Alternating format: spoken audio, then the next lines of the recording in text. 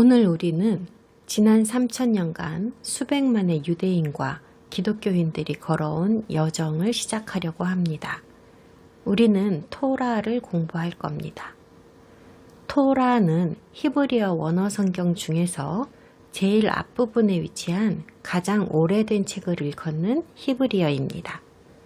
최근에는 기독교인들도 토라라는 단어를 점점 많이 사용하게 된 것 같아 매우 기쁩니다만 사실 토라가 무엇인지 정확히는 잘 모르는 것 같습니다.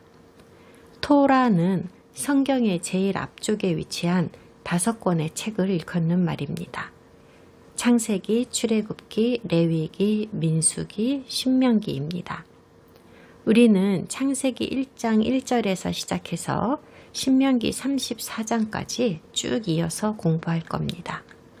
우리가 공부하는 방식은 조금 다를 겁니다. 우리는 지난 1900여 년 동안 완전히 배제되어 왔던 유대적 관점을 다시 추가해서 토라를 배울 겁니다. 왜 그래야 할까요? 토라는 히브리 유대 문화 안에서 히브리인의 언어로 히브리 유대인에 의해 창조된 문학이기 때문입니다.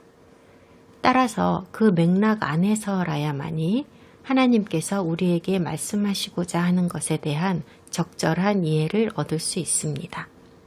사실 구약 성경이고 신약 성경이고 할 것 없이 모든 성경은 다 히브리어로 기록되었습니다. 히브리적 관점과 히브리 문화가 녹아있는 히브리 문학입니다. 기원전 1400년경에 시내산에서 하나님의 말씀인 토라를 받은 사람은 히브리 사람인 모세였습니다. 그런데 우리는 흔히 모세가 이집트의 속박으로부터 이스라엘을 인도하여 나온 후에 시내산에서 받은 것은 2 돌판에 기록된 10계명 뿐이었다고 생각하지만 사실 10계명은 모세가 산을 오르락 내리락 하던 일련의 과정 중에 받은 아주 극히 작은 일부의 말씀에 지나지 않습니다. 모세는 우리가 지금 구약이라고 부르는 처음 5권의 책에 있는 대부분의 말씀을 다 받았습니다. 토라라는 단어는 현대 성경에서는 찾아볼 수 없는 단어입니다. 이는 참 비극적인 일이 아닐 수 없습니다. 일반적으로 고대 성경 원본에 토라라는 단어가 있던 자리에는 오늘날 율법이라는 단어가 있습니다. 이러한 번역은 슬프게도 심각한 오역일 뿐만 아니라 의도적이었습니다. 애당초 히브리어 원어 성경을 그리스어로 번역하는 과정에서 이런 일이 일어나게 된 것인데 초대교회 조직들이 스스로를 유대인으로부터 분리하려는 염원에서 이런 시도를 감행했던 것입니다. 토라는 율법이라는 의미가 아닙니다. 넓은 의미로 쉽게 풀이하면 토라는 가르침이라는 뜻입니다.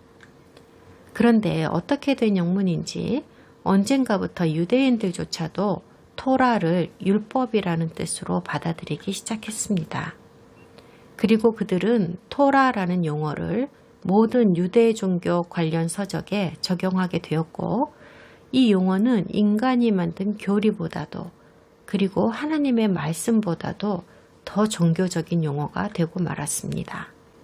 토라라는 용어가 이렇게 대충 뭉뚱그려져서 아무 책에나 적용되고 심지어 성경 자체를 의미한다고 생각하게 된 과정을 비유를 들어서 설명을 해드리겠습니다. 한 100년쯤 전에 아틀란타에 있는 한 회사는 성장가도를 달리고 있던 비알코올 음료 시장에 합류하려는 계획을 가지고 있었습니다. 그래서 독주 종류를 제조하는 대신에 맛있는 첨가물을 넣은 청량음료 시장을 공략하게 되었습니다. 바로 코카콜라입니다. 그리고 데이트를 쳤습니다. 원래 이것은 각성제로 제조된 것이었는데 청량음료 시장에서 대박을 터뜨린 것입니다. 그리고 미국이 괄목할 만한 성장과 번영의 시기에 접어들기 시작하면서 코카콜라에 대한 수요도 급증하게 되었고 이것은 미국의 역사가 되어버립니다. 코카콜라가 청량음료 시장을 장악하게 되면서 매우 신기한 일이 일어났습니다. 이것이 별명을 얻게 된 것입니다. 바로 코크입니다. 그리고 우리가 이 얘기를 듣고 있는 목적과 너무나도 부합하는 일이 일어났는데요. 코크라는 말이 더 이상 특정 브랜드를 일컫는 말이 아니게 되어버린 것이죠. 코크는 이제 모든 청량음료를 대표하는 대명사가 되어버린 겁니다. 이 상황을 잘 설명해주는 일상적인 대화를 한번 들어보시죠. 여보, 목마른데 코크 좀 마실까?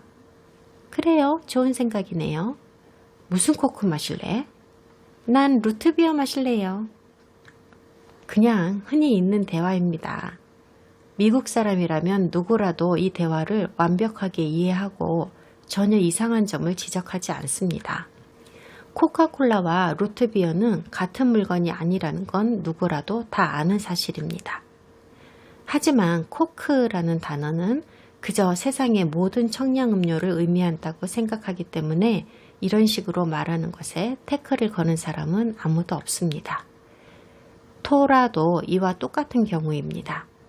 본래 히브리인들은 모세가 받은 5권의 책만 토라라고 불렀습니다. 수세기가 흐르면서 또 다른 2그룹의 히브리어 기록이 만들어졌는데 이것들 역시 하나님의 말씀, 곧 성경으로 간주되었습니다. 바로 선지서와 시가서입니다. 선지서로 분류되는 성경에는 아모스, 에스겔, 이사야, 요나 같은 것들이 있고요.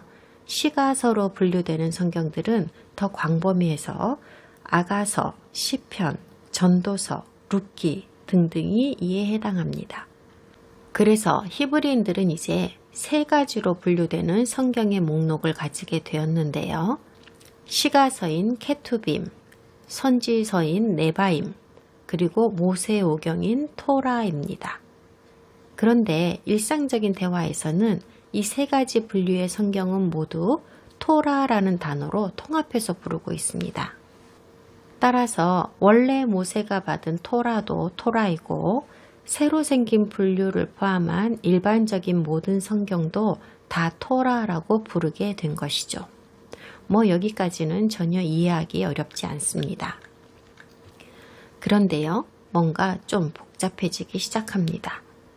시가서인 케투빔과 선지서인 네바임이 토라에 더해져서 그냥 토라가 되어버리는 동안에 또 다른 분류의 종교적 사상이 창조되었는데요.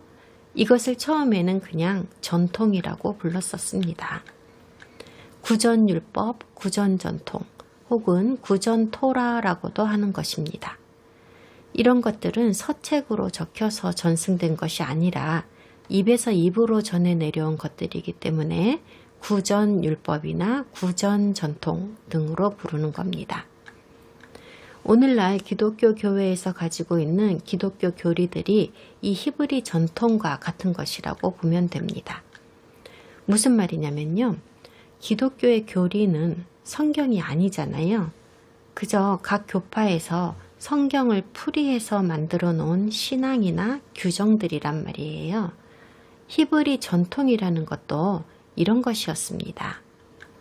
그리고 시간이 지남에 따라 히브리 구전 전통과 구전 율법과 구전 토라는 히브리 종교 지도자들 사이에서 그 무게가 점점 더해지기 시작하였습니다.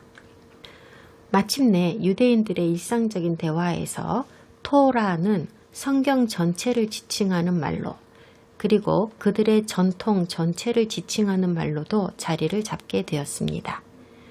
그러면서 본래의 의미는 완전히 모호해지고 말았습니다.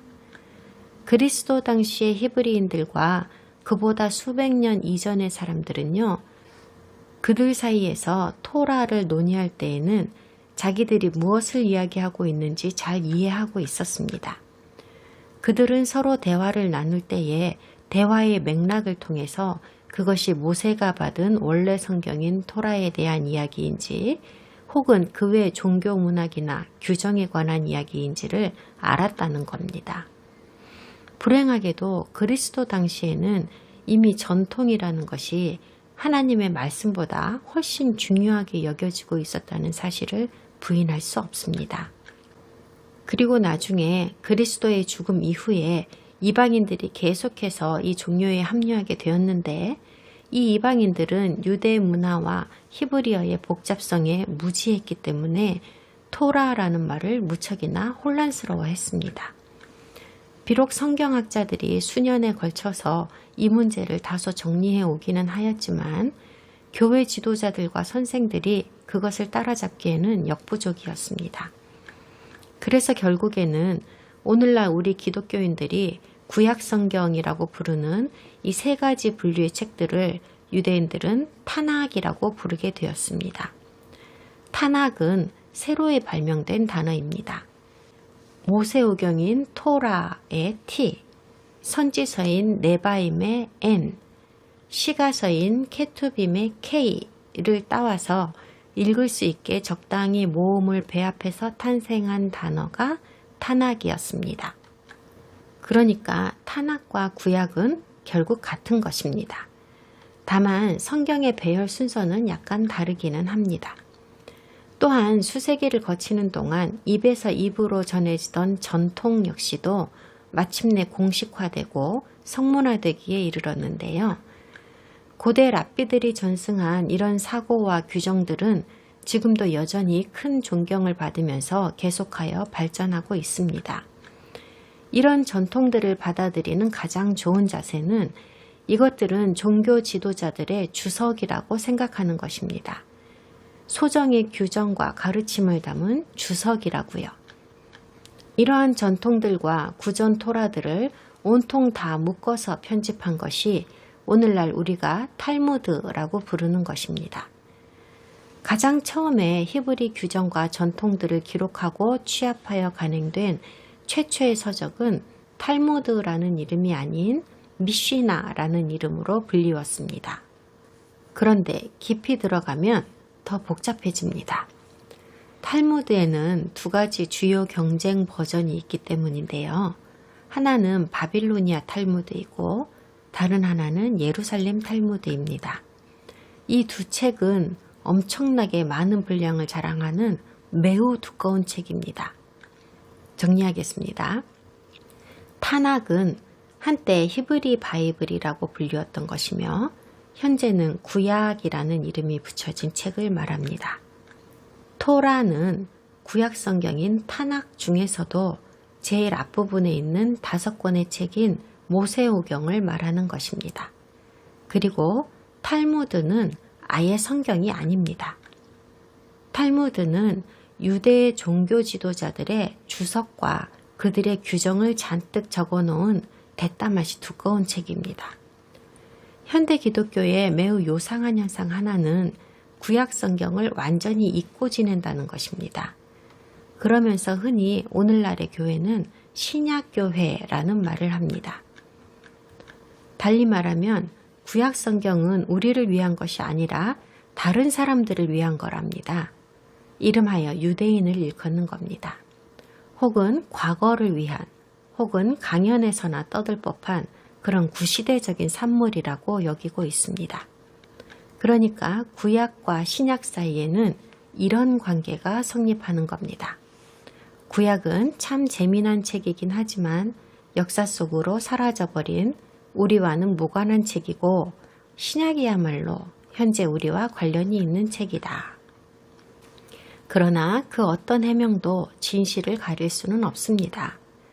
왜냐하면 첫 번째로 구약이라는 이름은 순전히 인간이 만들어낸 것이며 그 책이 위치한 그 위치를 고려해서 비교적 최근에 할당된 이름일 뿐이기 때문입니다. 성경과 관련해서 구약이라는 말 자체가 애시당초 존재한 적이 없습니다. 구약이라는 말이 성경에는 단 한 번도 나오지 않습니다. 우리가 성경을 앞뒤 두 부분으로 나누어 이름 붙이면서 그 이면에 가졌던 생각은 이렇습니다. 구약은 하나님과 아브라함, 이삭, 야곱, 모세 사이의 언약을 일컫는 것이며 신약은 하나님과 그리스도 안에 있다고 분류되는 우리 인류와 맺은 언약을 의미하는 것이다 라는 것입니다. 따라서 이런 생각을 가지는 사람이라면 성경을 옛 언약, 즉 구약이나 새 언약, 신약보다는 앞의 언약과 뒤의 언약이라고 구분짓는 것이 차라리 나았을 것입니다. 참고로 언약이라는 말은 계약이라는 의미입니다. 둘은 같은 말입니다. 새로운 것이 옛 것을 대체한 것이 아닙니다. 다소 변형이 된 것뿐입니다. 그리스도 자신께서도 그분의 오심과 더불어서 율법이, 즉 토라가 무효가 된 것이냐는 질문을 받으셨을 때 너무나도 분명하게 누구라도 상상할 수 있는 답변을 하셨습니다. 마태복음 5장 17절에서 이렇게 말씀하셨습니다. 내가 율법이나 선지자를 폐하러 온 줄로 생각하지 말라. 폐하러 온 것이 아니요 완전하게 하려 함이라. 진실로 너희에게 이르노니 천지가 없어지기 전에는 율법의 1.1획도 결코 없어지지 아니하고 다 이루리라. 그러므로 누구든지 이 계명 중에 지극히 작은 것 하나라도 버리고 또 그같이 사람을 가르치는 자는 천국에서 지극히 작다 일컬음을 받을 것이요 누구든지 이를 행하며 가르치는 자는 천국에서 크다 일컬음을 받으리라. 그리스도께서는 토라를 무효화시키시려거나 없애버리려고 오신 것이 아닙니다. 토라를 완전케 하려고 오셨습니다. 완전하게 한다는 것은 끝낸다는 의미가 아닙니다. 여러분 성경에는 영어 단어 complete, 완전하게 갖춰진 대신에 fulfill, 끝내다, 완료하다를 번역한 한글 단어가 있을 겁니다. 그리스어 성경에는 그리스어 플레루라는 단어가 이 자리에 있습니다. 어떤 사전이든 찾아보세요. 그 의미는 가득 채우다, 완전하게 이루다 라는 해석이 적혀 있습니다.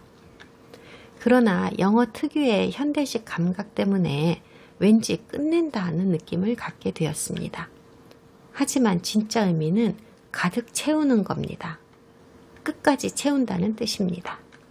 그러니까 셀프 주유소 말고 직원이 기름을 채워주는 주유소에 가서 직원에게 가득 채워주세요 라고 말하는 것과 같은 의미라는 겁니다.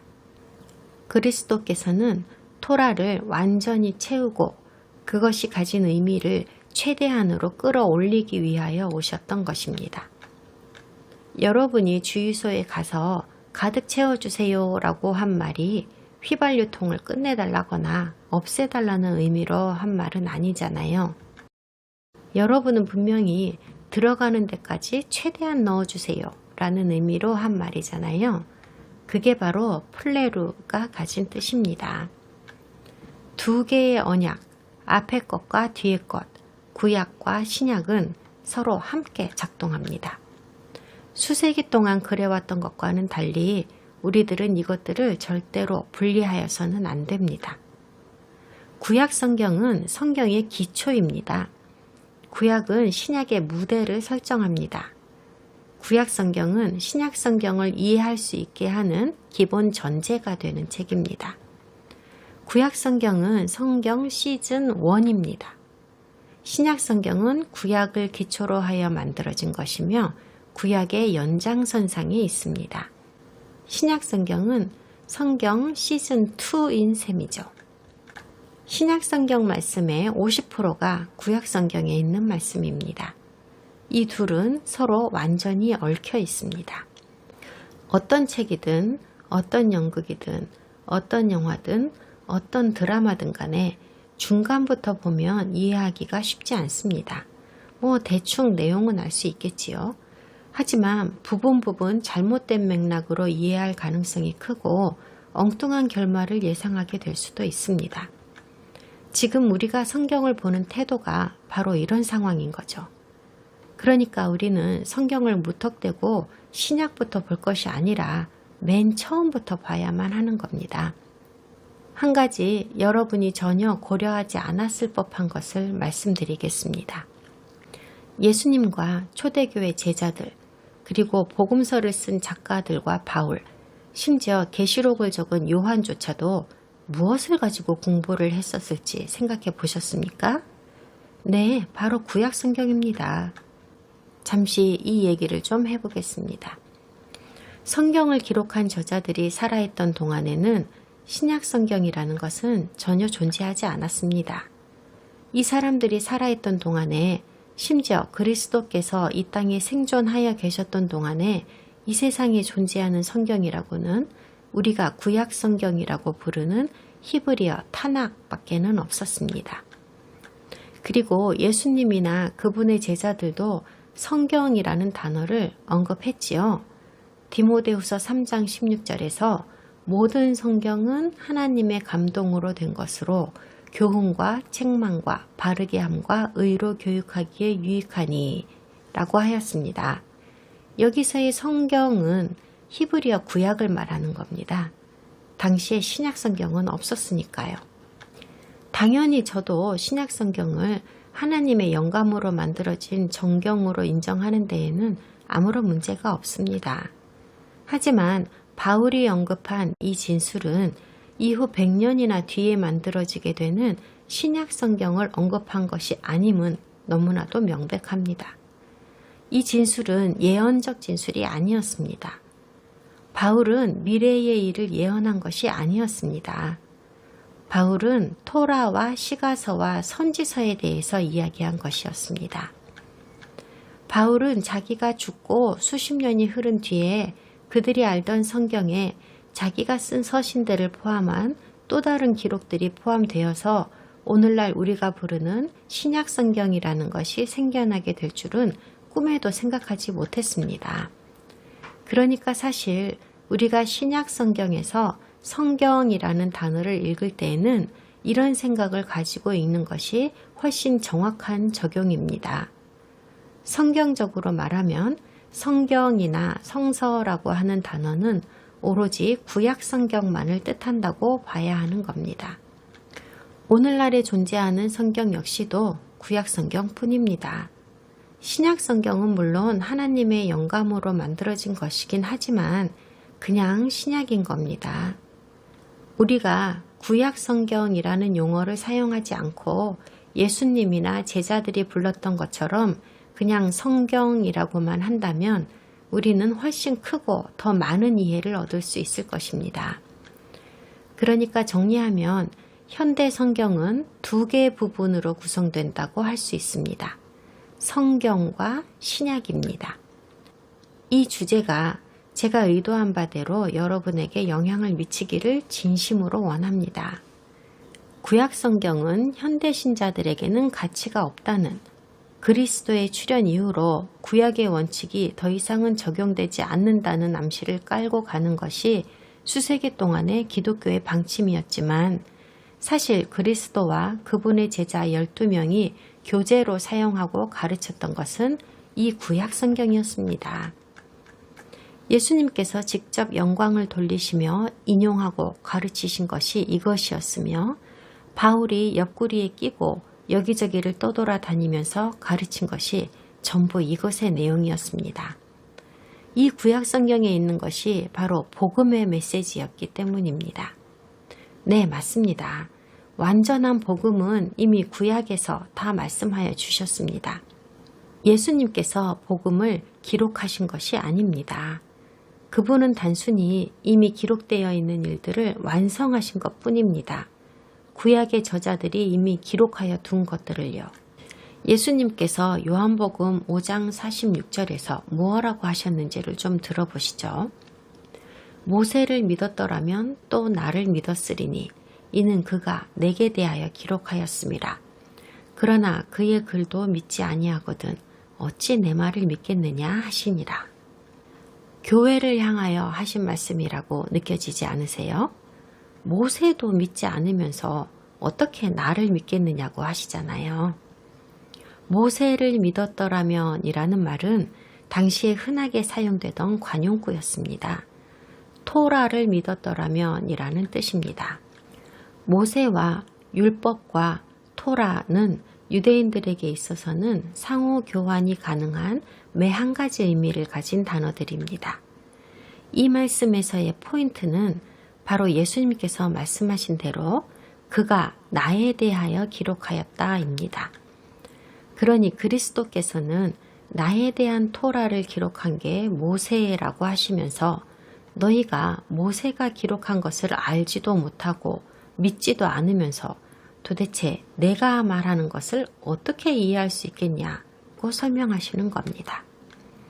우리가 공부하게 될 구약 성경인 토라는 오실 메시아에 대한 언급과 그분의 치명적으로 중요한 역할에 대한 영적 원리로 온통 가득 차 있습니다. 그런 대목에 이르르면 제가 일일이 짚어드리고 부분 산제에 있는 것들을 다 연결하여 드릴 겁니다. 구약은 신약의 기초이며 토라는 전체 성경의 기초입니다. 성경을 한 번도 공부해보지 않은 사람이라고 하더라도 창세기가 최초 시작에 대한 이야기라는 건 다 알고 있습니다. 하나님의 세상 창조 이야기라는 것을요. 제일 처음부터 시작하지 않는다면 하나님을 어떻게 알 수 있을 것이며 다른 공부는 어떻게 시작할 수가 있겠습니까? 그래서 우리는 이 토라 클래스를 통하여 처음 중에서도 제일 처음 부분을 배워보려고 하는 겁니다. 이제 몇 가지 기본 규칙을 설정하겠습니다. 우리의 토라 연구를 진행하기 위한 기초입니다. 일단 제일 먼저 저는 지금 성경이 진리임을 누군가에게 설명하고 설득하기 위하여 여기 있는 게 아니라는 점을 말씀드립니다. 진리를 찾기 위해 청광하고자 하는 분이 계신다면 무조건 환영입니다. 하지만 이 수업은 진리를 찾는 분에게 성경이 하나님의 말씀임을 증명해 드리기 위해서 진행하는 수업은 아닙니다. 우리는 성경은 당연히 하나님의 말씀이며 성경에 기록된 모든 것은 다 진리라는 것을 당연시하고 시작합니다. 성경이 진리가 아니라면 여러분도 저도 지금 여기 있을 필요가 없습니다. 그러므로 저는 하나님께서 세상을 창조하셨다는 것을 증명하기 위해서 과학적 증거를 제시하거나 성경을 정당화할 생각은 눈꼽만큼도 없습니다. 과학은 하나님에 비하면 너무나도 열등하고 유치한 것입니다. 저는 꽁꽁 얼어붙은 거대한 혜성이 이 지구에 물을 가져와서 바다를 창조했다고는 설명하지 않을 겁니다. 성경은 왜 공룡에 대해 언급하지 않는가 하는 것이나 빅뱅 이론이 참인가 하는 이야기도 하지 않을 겁니다. 즉 창조 이론을 공부하는 수업은 아니라는 말입니다. 저는 흥미로운 사실 몇 가지를 포함해서 이런 이야기들을 입에 올릴 수는 있을 테지만 아주 가볍게 지나가는 이야기로만 사용할 겁니다. 뭔가를 증명하기 위해서가 아니라요. 제 기본 주장은 이렇습니다. 하나님께서는 아무것도 없는 무의 상태에서 유를 창조하셨습니다. 하나님께서는 그분께서 원하시던 것을 정확하게 그대로 만들어내셨고 그분은 그럴 능력이 있으신 분이십니다. 거기서부터 시작할 겁니다. 여러분이 이런 생각을 가지지 않는 분이시라면 이 강의는 여러분을 위한 것이 아닙니다. 두 번째로 우리는 토라의 모든 구절을 하나도 빼먹지 않고 다 읽을 겁니다. 단 한 글자도 건너뛰지 않고 다 읽을 겁니다. 어떤 부분은 계속해서 반복되는 구절들이 있어서 굉장히 지루하게 느껴지는 부분도 있을 겁니다. 다들 그래서 건성건성 건너뛰고는 하는 거잖아요. 저는 모든 구절을 다 읽어드릴 겁니다. 그리고 여러분은 본인들이 가지고 계신 성경으로 잘 따라오시면 될 것 같습니다. 사실 성경은 원래부터 모두가 들을 수 있게 큰 소리로 읽어야 했던 것이기도 합니다. 어떤 대목에서는 진도가 팍팍 나가겠지만 어떤 대목에서는 한참을 머무를 수도 있습니다. 어떤 때는 특별한 주제 하나만을 가지고 1시간 내내 수업을 진행하기도 할 겁니다. 메노라나 성막처럼 아주 중요한 주제인데도 불구하고 현대 기독교에서는 거의 다루지 않는 사안에 대해서는 그렇게 될 겁니다. 이 강의는 굉장히 심도 깊은 강의가 될 겁니다. 그리고 아주 도전적일 거고요. 여러분의 신앙을 현저하게 굳건하게 할 매우 심도 있는 강의가 될 것입니다. 저는 주로 CJB 성경으로 낭독할 겁니다. Complete Jewish Bible이라고 하는 건데요. 이 성경을 사용하는 이유 중 하나는 이 성경은 제가 아는 한 그 어느 교파에서도 공식적으로 채택하는 번역본이 아니라는 점 때문입니다. 이건 분명한 의도가 있는 거죠. 우리 강의 자체가 특정 교파를 지지하거나 특정 교단의 교리를 가르치려는 게 아니라는 뜻입니다. 여러분이 본래 천주교에 몸담고 있었던 침례교, 장로교, 오순절파, 제7일 안식교, 루터교, 유대교에 몸담고 있었던 간에 여러분은 이 강의를 통해서 공통점을 찾게 될 것입니다. 그리고 여러분도 반드시 이 성경 버전을 구입해야 할 필요는 전혀 없습니다. 여러분이 가지고 계시는 표준 성경 버전 어느 것이라도 상관없습니다. 그리고 한글 성경은 개역개정 4판으로 읽어드릴 겁니다. 단지 약간의 차이점을 발견하시게 되기는 할 텐데요. 특히 장소나 사람의 이름 같은 것을 저는 CJB 버전에 있는 대로 오리지널 히브리식으로 읽어드릴 겁니다. 영어로 번역한 후에 각 나라의 문자로 번역된 것들이 아닌 원어 그대로요. 제가 읽을 성경의 발음이 여러분의 성경과 다른 이유는요. CJB 성경은 히브리어 원어 성경에서 곧바로 번역한 것이기 때문입니다. 다른 표준 번역본들은 모두 히브리어 성경을 그리스어로 번역한 70인역으로부터 번역되었습니다. 네 번째로, 때때로 저는 우리가 깊이 연구해야 할 특정 단어는 히브리어를 자세히 들여다보는 작업을 할 겁니다. 히브리어를 자세히 뜯어보는 작업을 하면요. 흑백 TV를 보다가 컬러 TV를 보는 느낌이 들게 됩니다. 흑백이 나쁘다는 건 아닙니다. 다만 컬러가 가지고 있는 선명함이나 깊이가 덜한 것은 사실이거든요. 그러다 보면 이 강의에서 여러분께서도 금방 알아차리는 것이 있을 겁니다. 히브리어에는 단순 명료하게 하나의 단어로 번역할 수 없는 특정 단어들이 있다는 사실을요. 먼저 토라라는 단어 자체도 그런 예에 해당되거니와 여기 계신 모든 분들이 알고 계실 법한 샬롬이라는 단어도 그런 예에 해당합니다. 이 두 가지 예는 빙산의 일각에 불과합니다. 그리고 또 알게 되는 것 중 하나는 성경에 등장하는 치명적으로 중요한 히브리어 단어들 중에서 그에 상응하는 영어나 그리스어 단어를 도무지 찾지 못한 것들도 있다는 사실입니다. 그러니까 성경은 히브리어 원어에서부터 그리스어로 번역되고 다시 라틴어로 번역되고 거기서 또 영어로 번역되는 과정에서 그 깊이와 이해를 잃어버리게 된 것들이 너무너무 많습니다. 잃어버린 그것들을 회복하기 위하여 우리는 최선을 다해 볼 겁니다. 다섯 번째로 저의 목표는 우리가 연속성을 갖는 것입니다. 우리가 제대로 공부를 한다면 구약 성경은 마치 아름다운 강처럼 흐르게 될 겁니다. 사람들은 흔히 구약 성경이라고 하면 그냥 재미난 스토리이긴 하지만 구약의 책들을 하나로 연결하기는 쉽지 않다고 말합니다. 사실 구약 성경은 연대기 순으로 되어 있습니다. 전적으로 그런 것은 아니라고 해도요. 이것을 일반화해서 말씀드린다면 구약을 보는 가장 좋은 방법은 구약은 하나님께서 우리에게 자신을 나타내 보이시는 과정이라는 것입니다. 이스라엘의 역사를 통해서 그렇게 하십니다.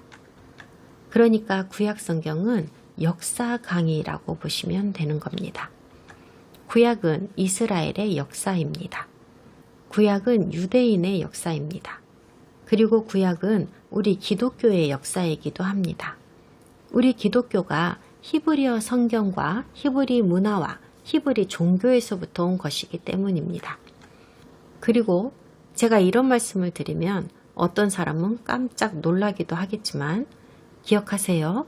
그리스도께서는 유대인이십니다. 그분은 유대인 부모에게서 나셨고 유대인의 성지에서 자라나셨으며 생활의 모든 측면에서 철저하게 유대법을 준수하는 유대인이셨습니다. 신약에 기록되어 있는 유명한 그리스도의 일화들은 대부분이 모세의 율법인 유대법에 의해서 모든 유대인 남자가 예루살렘 성전으로 순례를 가는 과정에서 일어났던 일들입니다. 그리고 그리스도께서도 너무나 자연스럽게 이 모든 법을 준수하셨습니다. 게다가 최초로 그리스도를 자신의 주님이자 구세주로 믿었던 수천의 성도들은 모두가 다 유대인이었습니다. 여섯 번째로 우리는 토라를 하나님께서 우리 인류에게 의도하신 삶을 우리가 실제로 살아내게 하기 위하여 주신 최초이자 가장 기본적인 매뉴얼이라고 이해해야 합니다. 300만의 이스라엘 사람들이 모세의 인도로 사막을 통과하여 약속의 땅으로 들어간 것은 4세기 동안이나 다른 나라에서 살고 난 후였습니다. 어디였죠? 네, 이집트입니다. 그들은 철저하게 이집트의 생활 방식에 젖어 있던 완전 남봉꾼들이었습니다. 모세에게 주신 토라를 통하여 하나님께서는 이스라엘의 시작이 어떠했는지, 그분은 누구신지, 세상은 왜 이 모양 이 꼴이 되어 있는 건지, 그리고 의로운 삶을 사는 것이 어떤 건지를 보여주셨습니다. 의로운 삶이란 무엇입니까? 여러분과 제가 하나님과 조화를 이루며 사는 것입니다. 이 정의는 예전부터 절대로 변한 적이 없습니다. 7번째로, 토라는 모든 성경과 마찬가지로 적힌 그대로 문자적으로 봐야 한다는 것입니다. 그러니까 적힌 말씀을 적힌 그대로 봐야 한다는 뜻입니다. 그런데 적힌 그대로 본다는 게 무슨 뜻인지는 설명이 좀 필요합니다. 우리의 일상 대화에서와 마찬가지로 한 시대를 사는 사람들은 그들만의 문화와 시간 속에서 그들만이 이해하는 속담과 격언과 비속어들을 가지고 있습니다. 이것에 대한 예로 저는 Go fly a kite 라는 비유를 들기 좋아합니다. 한국어로 직역하면 연을 날려라 뭐 이런 뜻이 되는데요. 미국 사람이라면 누구라도 이 말이 무슨 뜻인지를 단번에 알아차립니다. 이 말은 의역하면 결국 싫어요 라는 뜻입니다. 누군가가 제안한 것에 대해서 됐어요, 관심 없어요 라는 의미를 전달하거나 혹은 내가 왜 그래야 됩니까? 라는 의문을 제기하는 정도의 뉘앙스를 갖고 있습니다. 그런데 제가 프랑스 사람이나 브라질 사람한테 이런 뉘앙스를 전달하기 위해서 비꼬는 듯한 악센트를 좀 넣어서 가서 연이나 날리세요 라고 말을 했다면 그들은 도대체 무슨 말인지를 몰라서 어떻게 답을 해야 할지 난감해할 겁니다. 저의 대답은 그들에게는 말이 안 되는 반응이니까요. 방금 그들이 제안한 것과 연이 도대체 무슨 연관이 있나 싶을 겁니다. 성경의 히브리어 단어들과 구절들에는 이런 경우가 아주 많습니다. 한때는 누구라도 아는 표현들이었지만 21세기를 사는 우리들 귀에는 아주 혼동스럽고 도무지 알 수 없는 표현들이 종종 등장합니다. 그러므로 문자 그대로라는 말을 정말로 글자 하나하나 그대로 해석하여서는 안 된다는 뜻입니다. 가서 연을 날리세요 라는 말을 적힌 그대로 해석하면 곤란해지잖아요. 그러므로 문자적으로 해석하라는 말은 본래 그 문자가 적힌 그 시대의 문화 안에서 본래 의도했던 대로 해석하라는 뜻입니다. 그리고 성경의 경우에는 이것이 히브리 문화 안에서 만들어진 것이라는 점을 기억해야 합니다. 그리고 히브리 문화는 성경이 기록된 이후 1500년이라는 세월을 보내며 급격한 변화를 겪었습니다. 그러니까 아브라함 시대의 히브리 문화랑 모세 시대의 히브리 문화는 달라도 너무 다릅니다. 그리고 모세 시대의 히브리 문화랑 그리스도 시대의 히브리 문화 역시도 아주 많이 다릅니다. 대부분의 경우에는 성경을 문자 그대로 보아야 합니다. 하지만 성경에 등장하는 각 시대의 히브리 문화가 다 달랐다는 것을 이해하고 그 시대에 사용했던 용례를 잘 알고 그 문자를 해석해야 한다는 점이 매우 까다롭습니다. 게다가 성경에는 상당수의 상징들도 들어 있습니다. 시적인 표현도 들어 있고 직설적인 역사적 기록도 있습니다. 비유도 많이 있고 그 외에 여러 가지 문학적 장치들이 잔뜩 들어 있습니다. 상징은 차라리 해석하기가 그나마 낫습니다. 그런데요, 현대 기독교에서는 구약의 비유들을 해석하는 걸 참 어려워합니다. 사실 비유가 아닌데 비유라고 생각해서 그런 겁니다. 구약 성경에는 아주 약간의 비유적 표현이 있습니다. 하지만 아주 극소수에 불과합니다. 그 대목에 이르면 알려드리겠습니다. 일반적으로 말해서 무슨 말인지를 제대로 이해하지 못하는 일은 사실 고대 히브리 문화를 제대로 연구하는 작업을 하지 않은 데서 비롯되는 겁니다. 그런 연구는 하지도 않고 수세기 동안 성경을 이리 꼬고 저리 꼬아서 자기들 교단의 교리에 맞추려는 시도만 하였습니다. 우리 수업에서는 그딴 짓을 하지 않을 겁니다. 문자적이라는 것에 대해 한 가지 더 말씀드리겠습니다. 성경에는 상당수의 구절들에서 문자적 의미와 상징적 의미가 동시에 나타나기도 합니다.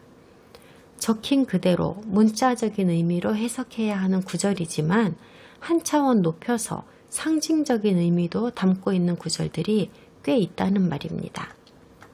성경에서 이렇게 헤아리기 어려운 이중성을 발견하는 일이 종종 있을 건데요. 이런 현상은 특히 예언에서 곧잘 발견됩니다. 왜냐하면 예언이라는 것은 한때는 기록된 그대로 성취된 것 같다가도 미래에 또다시 성취되기도 하기 때문입니다. 지금 예를 들기보다는 강의하다가 그 대목에 이르르면 지적하여 드리는 게 낫겠습니다.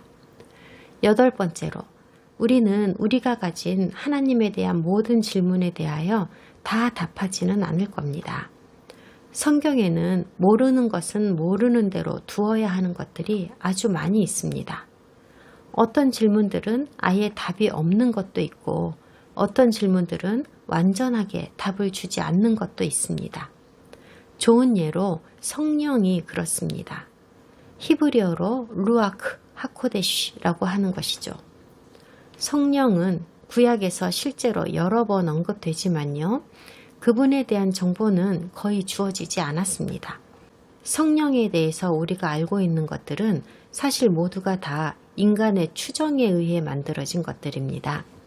성경에 있는 소량의 정보만을 토대로 해서 인위적으로 만들어 놓은 것들이죠. 이런 것을 저는 교리라고 부릅니다. 교리에 대한 저의 정의는 그렇습니다. 저는 이런 종류의 미스터리한 것들은 그냥 미스터리한 대로 두려고 합니다. 때로는 우리도 추정을 하게는 될 겁니다. 하지만 어디까지나 추정은 추정이고 의견은 의견이지 그것이 진리라고 하지는 않을 겁니다. 그러한 추정들 중에서 어떤 특별한 주제에 있어서는 위대한 고대 히브리 현인들에 의해서 어떤 사상으로 발전한 것들도 있습니다.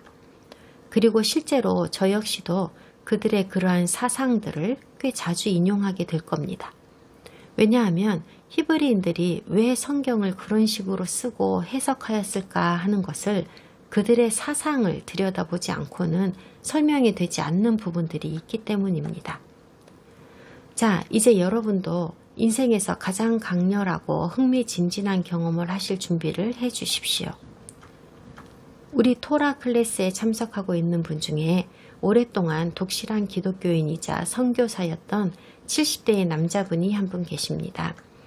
그분이 말씀하시기를 지난 몇 개월 동안 하나님이 누구이신가에 대해서 배운 것이 그의 인생 통틀어서 평생을 배운 것보다 훨씬 많았다고 고백했습니다.